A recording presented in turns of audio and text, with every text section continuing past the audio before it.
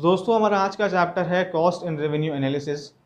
अब चैप्टर में आगे बढ़ने से पहले हमें ये जान लेना चाहिए कि कॉस्ट होती क्या है। देखिए किसी भी प्रोडक्ट की कॉस्ट के तीन टाइप होते हैं। तो देखिए पहला है एक्सप्लिसिट कॉस्ट। एक्सप्लिसिट कॉस्ट वो एक्सपेंसेस होते हैं जिनका मनी वैल्यू में आपके पास एक अकाउंट है, ठीक है ना। मतलब आप अकाउंटिंग टर्म्स में अगर मैं बोलूँ तो आप बैलेंस शीट में उन्हें दिखा सकते हो। सेकेंड आता है इम्प्लिसिट कॉस्ट। इम्प्लिसिट कॉस्ट वो होती है जो बिजनेसमैन ने अपने रिसोर्सेज लगाए हैं, जैसे कि वो मैनेज कर रहा है पूरे बिजनेस को। अगर वो नहीं करता तो उसे एक मैनेजर रखना पड़ता, उसको सैलरी देनी पड़ती।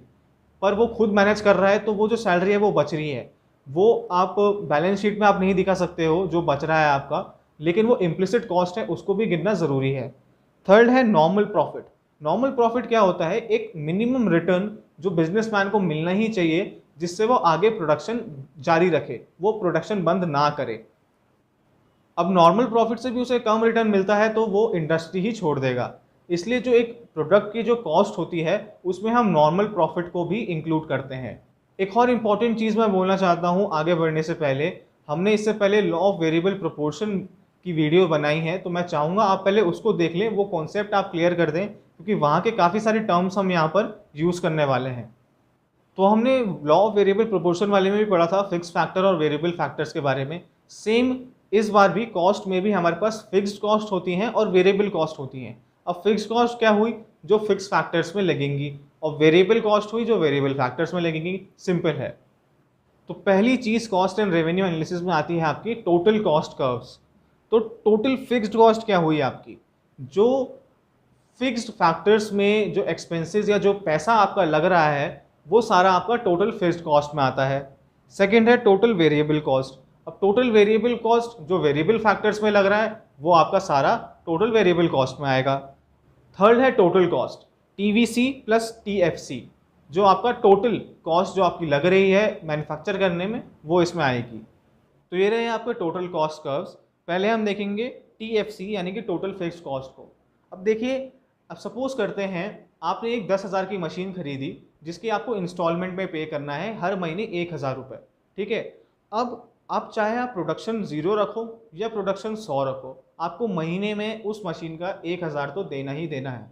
यानी कि टोटल फिक्स्ड कॉस्ट जो होती है वो आउटपुट से उसका कोई रिलेशन नहीं होता।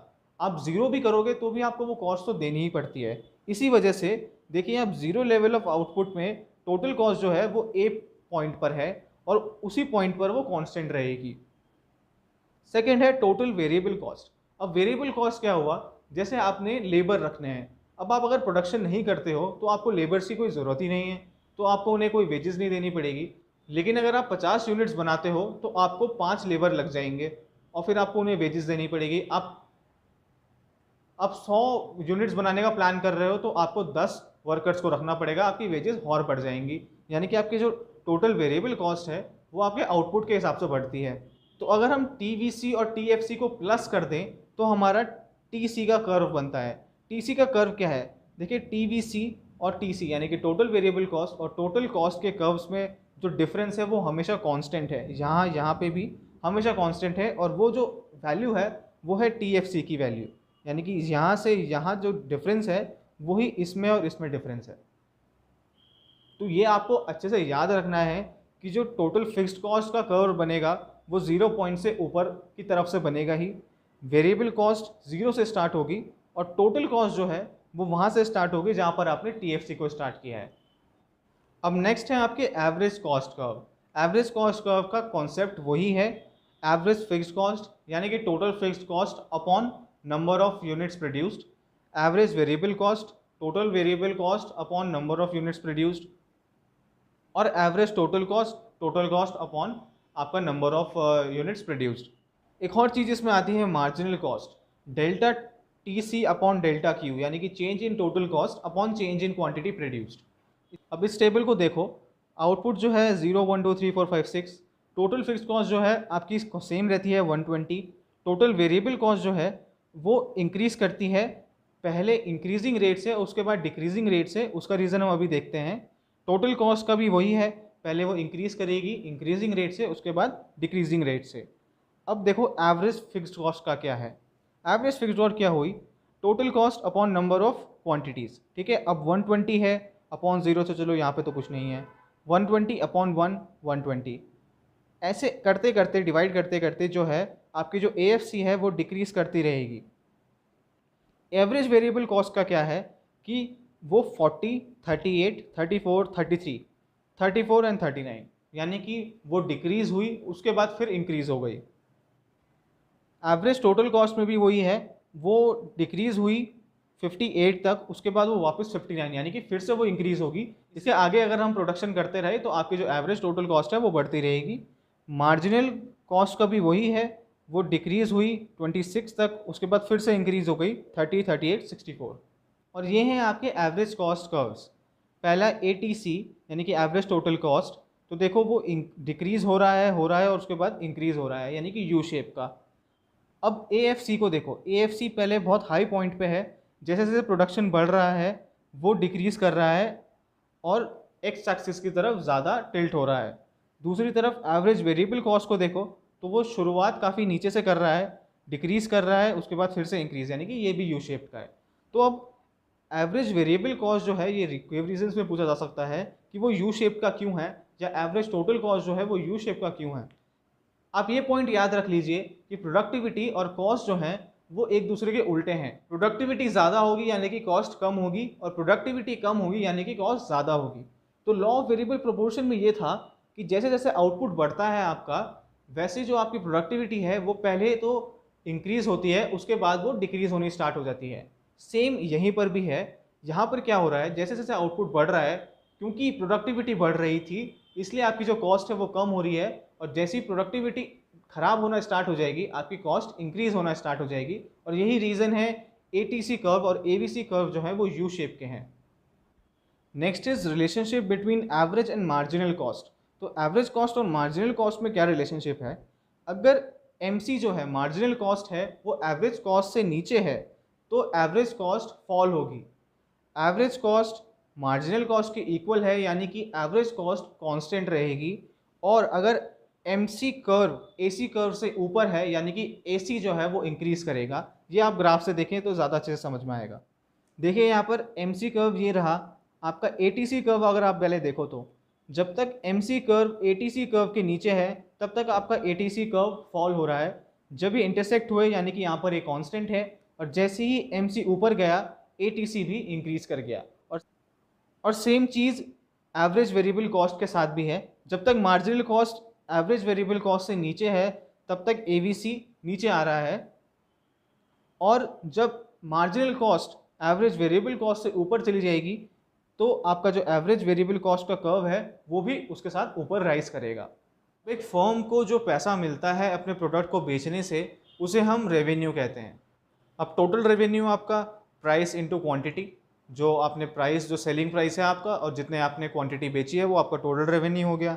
Average revenue total revenue upon quantity sold. ठीक है, इसको अब TR को अगर आप P इंटू क्यू कर दें और अपॉन क्यू करें तो वो प्राइस हो जाएगा। यानी कि कहने का मतलब ये है कि जो आपका एवरेज रेवेन्यू होता है वो आपके सेलिंग प्राइस के बराबर होता है।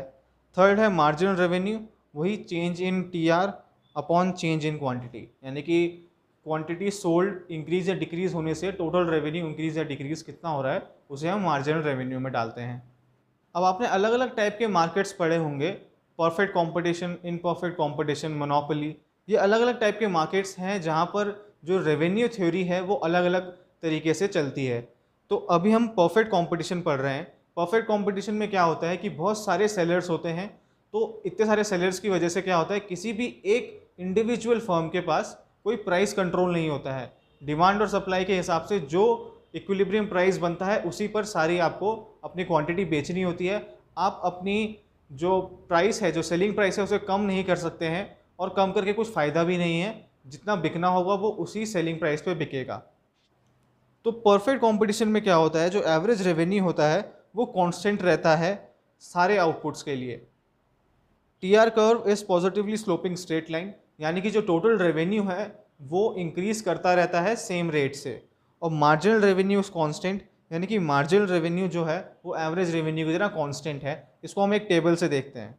तो वहाँ पे एक टेबल देखो, इसमें क्या है, प्राइस हमने 15 फिक्स किया हुआ है, यूनिट्स ऑफ आउटपुट हमने ये दे रखी हैं, total revenue, average revenue, marginal revenue.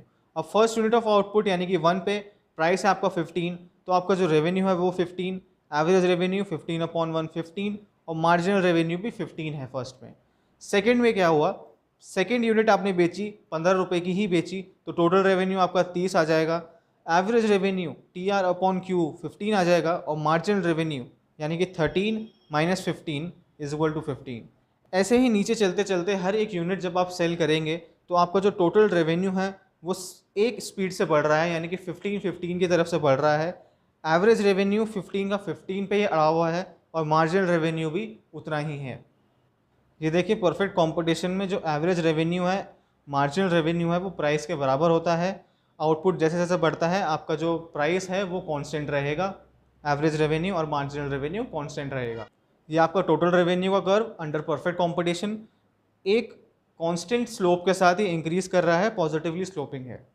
अब देखो इम्परफेक्ट कंपटीशन में क्या होता है कि वहाँ पर जो सेलर्स हैं वो कम हो जाते हैं। अब सेलर्स कम है इसलिए हर एक इंडिविजुअल सेलर के पास पावर होती है, वो अपने हिसाब से सेलिंग प्राइस रख सकता है अपने प्रोडक्ट की। तो जनरली ये होता है कि अगर वो प्राइस कम कर देगा तो उसकी जो डिमांड है वो बढ़ जाएगी, यानी कि जो उसकी सेल्स है वो बढ़ जाएगी।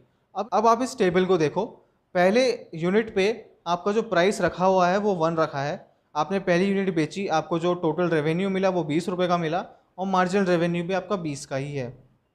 ठीक है, यहाँ पर प्राइस AR के इक्वल तो है ही, एवरेज रेवेन्यू के इक्वल तो होगा ही प्राइस हमेशा। अब सेकेंड यूनिट बेचने के लिए आपको अपनी प्राइस कम करनी पड़ी, तो आपने 20 से 18 कर दी, आपका टोटल रेवेन्यू 36 हो गया, 18 × 2, और आपका जो मार्जिनल रेवेन्यू है यानी कि 36 - 20 16 हो गया। अब आप जैसे जैसे नीचे बढ़ोगे आपको जो प्राइस है वो कम करनी पड़ेगी, क्योंकि आपको ज़्यादा यूनिट्स बेचनी है। आपका जो टोटल रेवेन्यू है वो इंक्रीज़ करता जाएगा और एक पॉइंट के बाद वो डिक्रीज़ कर सकता है यहाँ पर, जबकि जो मार्जिनल रेवेन्यू है वो डिक्रीज़ करता रहेगा और जैसे ही वो नेगेटिव गया आपका टोटल रेवेन्यू कम होने लग जाएगा। तो रिलेशनशिप टोटल, एवरेज और मार्जिनल रेवेन्यू में अंडर इम्परफेक्ट कॉम्पिटिशन क्या है? एवरेज रेवेन्यू यानी कि आपका जो प्राइस है, आपने टेबल में देखा, वो आउटपुट के बढ़ने के साथ साथ फॉल करा। मार्जिनल रेवेन्यू जो है वो भी कम हो रहा है और एक पॉइंट के बाद वो नेगेटिव हो जाएगा। टोटल रेवेन्यू पहले बढ़ेगा, उसके बाद अपने मैक्सिमम में पहुंचेगा और फिर फॉल होना स्टार्ट होगा जैसे जैसे आपका क्वांटिटी सोल्ड जो है वो इंक्रीज़ होगा। तो ये है वो कर्व, इसमें एवरेज रेवेन्यू जो है वो ये लाइन है, मार्जिनल रेवेन्यू की ये लाइन है, और उसके नीचे ही आपने टोटल रेवेन्यू को प्लॉट करना है, इससे ईजी पड़ेगा वो। देखिए एवरेज रेवेन्यू जो है वो आउटपुट के साथ साथ डिक्रीज़ कर रहा है, मार्जिनल रेवेन्यू भी डिक्रीज़ कर रहा है, लेकिन आप यहाँ पे देख सकते हो कि जो स्लोप है वो काफ़ी ज़्यादा स्टीप है। इसको आप देख रहे होंगे MB = 1/2 MC। इसका मतलब ये है कि जो मार्जिनल रेवेन्यू पे कोई भी पॉइंट आप लोगे उसको अगर आप y एक्सिस से कनेक्ट करोगे तो वो जो है वो हाफ डिस्टेंस है y एक्सिस से उसके सामने वाले एवरेज रेवेन्यू के पॉइंट का। नीचे आप देखो तो जैसे ही मार्जिनल रेवेन्यू 0 पे आता है आपका टोटल रेवेन्यू हाईएस्ट हो जाएगा, उसके बाद क्योंकि मार्जिनल रेवेन्यू ने नेगेटिव हो जाना है इसलिए टोटल रेवेन्यू भी डिक्रीज़ करता है।